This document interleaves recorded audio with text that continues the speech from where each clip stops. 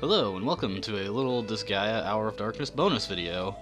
This isn't necessary to watch. I'm just gonna go over the humanoid character classes, which I said I would do a while back, but never got around to it, and let you know who's hot and who is not. So you don't have to watch this to get anything out of the main LP, but if you're interested in this kind of thing, this will tell you which classes are worth using and which ones you probably want to pass on unless you're using them just for pure interest. So we'll start with the Brawlers, male and female. They're relatively similar. The main difference is that male Brawlers have an extra aptitude with the intelligence stat, which is completely useless for a Brawler, while female Brawlers have a better aptitude with the resist stat. It's very minor, but based on this alone, female Brawlers do have a bit of an advantage over male Brawlers since resist is an actual stat they can use. Otherwise, Brawlers, as you can see, aside from their main stats, they have pretty poor stats with pretty poor aptitudes.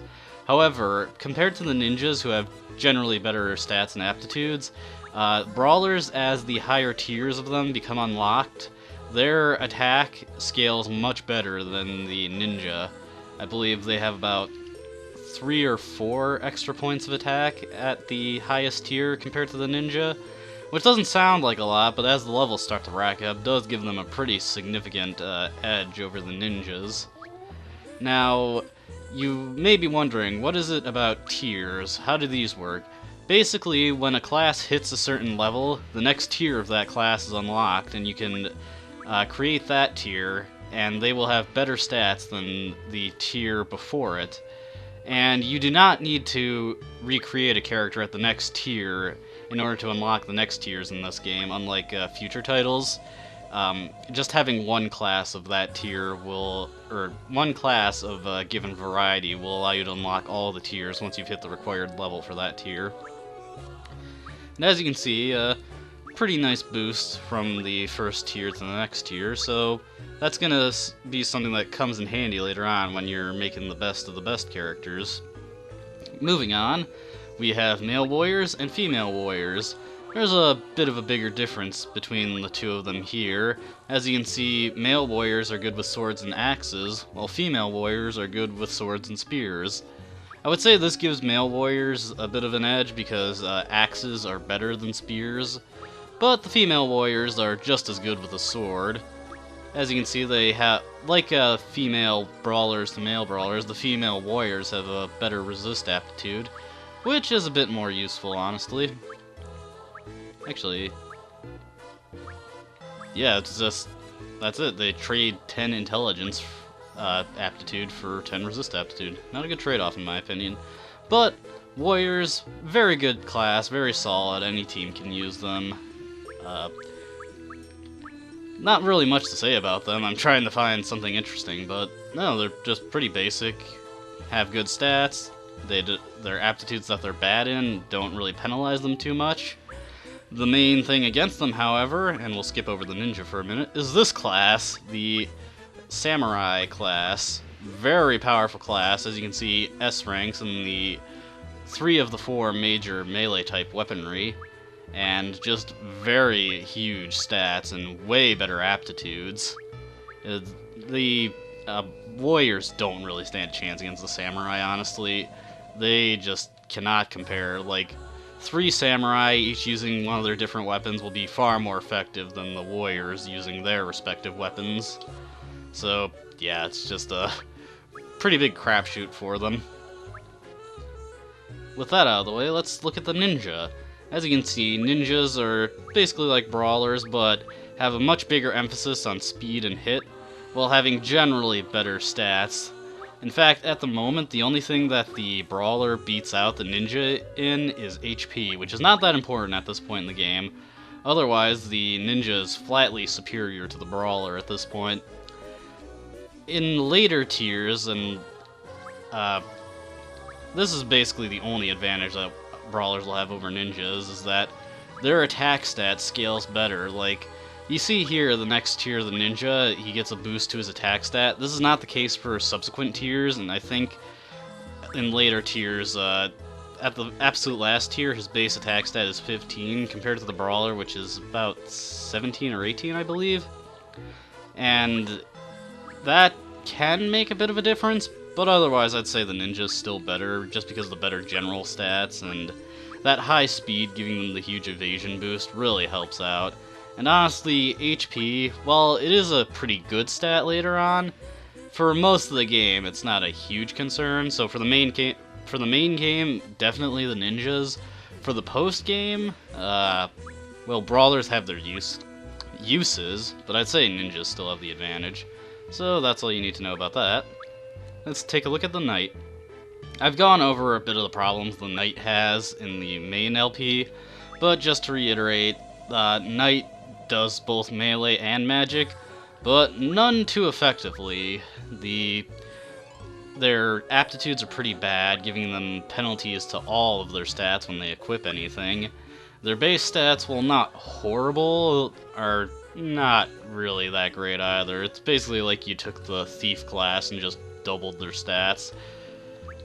And otherwise, the big advantage that the knights have is that they learn all of the buffing spells fairly early, and that's pretty useful, but otherwise, as a combat unit, not that great.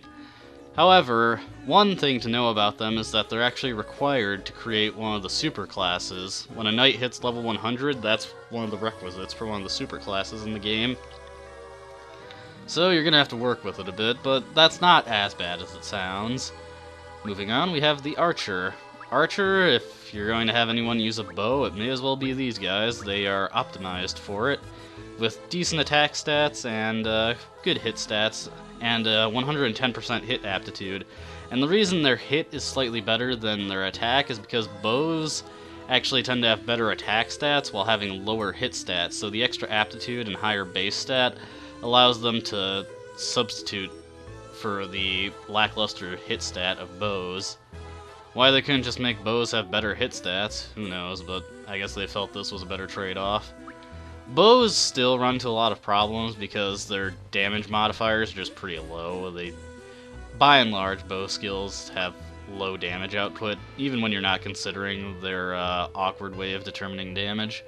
So, it's, if you want to use them, like I am, you can, but otherwise not necessary. Mages and skulls, basically the same, just similar thing of genders having slightly shuffled around aptitudes. In this case, it's less important for speed and hit. They're still below 100, so it's not a huge deal. But as you can see, the mages actually have pretty good aptitudes for a basic class that you don't need anything to unlock, with 110% in intelligence and 110% in resist. And you actually don't find that many classes that have multiple aptitudes that go over 100%, so that's actually a bit of a unique thing for them. The big thing that's working against mages in this game is the half damage bug that I've talked about in the story mode. This hurts their usefulness in the story mode, but in the item world they are fantastic characters because they can hit up to a range of 9 squares away, which is pretty damn huge. Otherwise, the choice between mages and skulls, it's pretty much personal preference, whichever one you like better. You may have noticed this mage back here. This mage is not on the starting list. This is a star mage. This mage is gotten when you level up each of the 3 basic mage classes to level 5. You get the star mage, which specializes in star magic, which is non-elemental magic that is slightly more expensive and I think a little more powerful, but can't exploit elemental weaknesses. Otherwise, same thing applies to the skulls. You just need the 3 of them to be at level 5 to get the star skull. And there are further tiers of the mages, which are unlocked by leveling up a star mage. And this is the one exception to only needing one character class of a type to unlock further tiers. This is more like later games in the series where you actually have to reincarnate one of your mages into the Star Mage class, and then level the Star Mage up, get the next tier, level that mage up, then get the final tier. So, that's a little more interesting, but otherwise, they're the only ones who have to do that. Okay, so Clerics, male and female. Whereas the male and female versions of other classes just slightly shuffle around the aptitudes, and not one really has a huge advantage over the other. It's been pretty much unanimously decided that the female cleric is better than the male cleric, because the female cleric has better defensive stats and better aptitudes for its class, whereas the male cleric has been slightly designed to take advantage of its B rank with a bow, and has been given better hit aptitudes and attack aptitudes. But clerics are completely awful with bows, because even with a better aptitude, as you can see, the male cleric still has awful aptitudes with the bow. And the male cleric is generally considered to be one of the worst classes in the game, just not particularly great, doesn't do anything very well, and generally just inferior to the female version, which does the job it's supposed to do while having better defensive stats to protect itself. Otherwise, clerics are a pretty common staple of teams and RPGs. They learn all your healing magic, your restorative magic, anything that heals your HP or gets rid of nasty status ailments, the cleric has it. They also get the defensive buffing spells compared to the mages who get the offensive buffing spells, but since I'm using a knight who gets both, that's not really a huge concern. I do have a cleric in reserve because they're the only ones who get healing spells at the moment, and I'm leveling it up to transfer those over to Flan. But a big reason clerics have huge problems staying even with the rest of the crew is that they do not get experience from casting their healing spells or their support spells, so they have a hard time getting experience because they don't have any good ways to kill anything. You could do what I'm doing with Flan and have them pupil a bunch of mages and get spells onto them, but I'm already using Flan, and she'll just be far stronger than any cleric doing that, so it's a bit of a waste, honestly. Otherwise, you know, decent class, carry it around for a little bit, maybe pull it out every once in a while when you need a healing spell. Not much to say about it. The Scouts, and this is a class that I really like. Scouts are great with guns, have a hit aptitude of 110%, and they have a couple of unique skills in the Geochange and Dark Cannon skill. Geochange can re-randomize the effects of geo panels in the item world, usually to stuff that's better than what you had before if you're using the skill at all. And Dark Cannon is a skill I've actually not shown off yet, for the most part because I didn't have enough SP to use it, but now I do. And I think I'll show that off in the main updates, because it's a pretty cool skill, and actually very unique, and I don't think I've seen any other skill like it in any future Disgaea game. Otherwise, these guys are going to be your best gun users for the majority of the game. There's only one main character that beats them in this regard, and even then that main character is better with a different weapon, and one class that's designed to best them in guns. Not counting the end-all superclass, of course.